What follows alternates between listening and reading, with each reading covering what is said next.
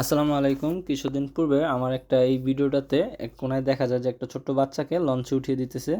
তো আসলে কেন বাচ্চাটা নৌকায় ছিল আর কী কারণে বা উঠিয়ে দেওয়া হলো এইভাবে অনেকে প্রশ্ন করেছিল। তো মূল বিষয়টা হচ্ছিল যে পরবর্তীতে যেটা আমি খেয়াল করি যে বাচ্চাটা কোনো এক গার্ডিয়ানের আত্মীয় স্বজনের সাথে পূর্বে লঞ্চে উঠে যায়। তো তার যে বাবা মা তারা উঠতে পারে না লঞ্চে। পরবর্তীতে বাচ্চাটাকে এই ছোট্ট নৌকাতে নামিয়ে দেওয়া হয়। তবে এই ছোট্ট নৌকাটা হচ্ছে বোতল কুড়ানো এক জীবন যোদ্ধার। তো তিনি কোনো দিক বিদিক না পেয়ে, কোনো দিশা না পেয়ে বাচ্চাটাকে পুনরায় লঞ্চে উঠিয়ে দেয়। তবে বাচ্চার বাবা মা কিন্তু পল্টনে রয়ে যায়। তো এই যে দেখতে পাচ্ছেন, বাচ্চার বাবা একটা ট্রলার নিয়ে পরবর্তীতে সেই লঞ্চের দ্বার প্রান্তে যায় এবং দ্বার প্রান্তে গিয়ে সহি সালামতভাবে তার ছোট্ট বাচ্চাটিকে লঞ্চ থেকে নামিয়ে আনে।